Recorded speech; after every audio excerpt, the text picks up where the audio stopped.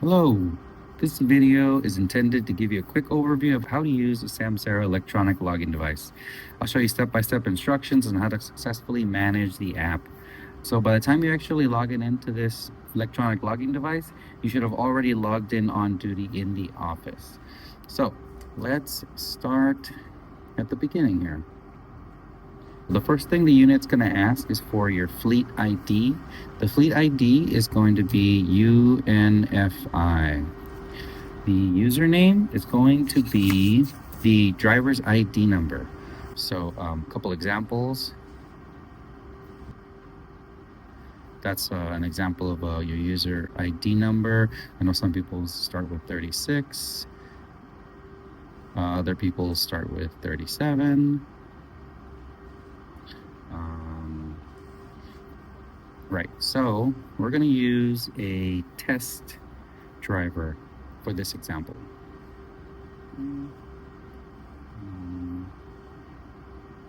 We're going to press the done button, and this should start the login process. All right, so the first thing it's going to ask you to do is select a vehicle. It will start by searching vehicles that are close to you. So as you can see here, it says the suggested vehicles. There are other vehicles on the list if you need to find yours, but it should be one that's close to you. The home base looks for the vehicle that is closest. So we are going to select 4435. It's a Cascadia. You can see the model. There's the tractor number. We're going to confirm. All right, it might ask me to certify logs. You should probably have done them in the office after you've clocked in, but you can also certify here if you'd like to. So we're going to skip this for now, but you would normally agree and certify. Okay. The next thing it'll ask you to do is to add a trailer. So adding a trailer is pretty simple. We're going to add trailer, and this one's pretty easy. You can either scroll and find your trailer, or you can search it by number. So let's see, 3129. See, there it is. It just searches it for you automatically. So I'm going to select this trailer, see if it lets me add it to my route today. All right, and the next thing it'll do is ask for a shipping ID. Shipping ID is going to be the route number for us. So we use a very simple format for our numbers, usually numbers like 2504, 2512, 35, 45, 55, and so on. The one difference we're going to start doing now is we need to add a prefix SFS to it. So if you're working out of a different facility, your prefix and numbers might be different. We're going to add a shipping ID. We're going to add SFS, and then whatever our route for the day is. Just as an example. We're going to save that. We're going to press done. So it should give us an all task complete up there. You're going to see our name. Now again, this is the test driver we're using, but it should say your name up at the top. It's going to give us your duty status. It's going to give us the vehicle, the trailer, and the shipping ID. So all of that should be there for you. A couple things about this homepage. You should have other settings at the bottom, or other tabs. So your messages are going to be here.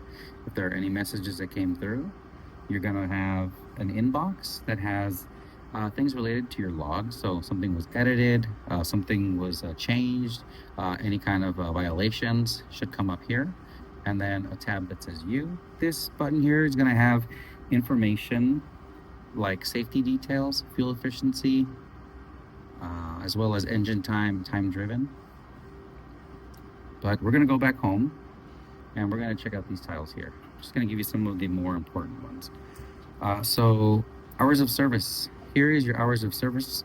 This is the screen that you'll most likely be on most of the day while you're driving. It has information like time until your break, drive time, total shift time, and cycle duty for the week. If you scroll up just a bit, you can view logs for other days as well. But if you just wanted to view today's, the log button is right here. And this is something that you guys are more familiar with, this graph. If you scroll up slightly, you'll see all of the on duty and stops wherever you went for the day. Okay, if we go back, You should also, like I said, see information for previous days here. Okay, if we go back to the home page, we can see where our routes are. This is where we would download a route. And we talked about this in the beginning. When we are adding a route to our day, we also need to add the prefix SFS. And that's because the entire company's routes are on here. So we want to make sure that we're picking up our routes. So here we go. We're going to add SFS and then our route number. So let's just say we have a route that starts at 25.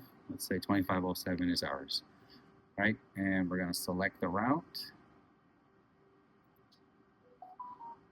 It's been added.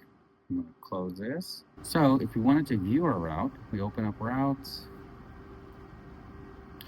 Normally it would be on the Today tab, but it's because I picked up an old route, it's going to be back here. So your route should look like this. Whenever you're ready to go, if you wanted to confirm that you have the correct route, it'll say number of stops you have and completed. If you open it up, you'll be able to see your stops for the day. Arriving and departing your stores. When you arrive to your store, simply open up your route, select the store you're at, and for now we're going to use manually arrive. If it's not available, it means that the ELD automatically arrived you, but we would like you to either way try to arrive manually and submit. And when you're ready to depart, same thing at the bottom, manually depart and submit.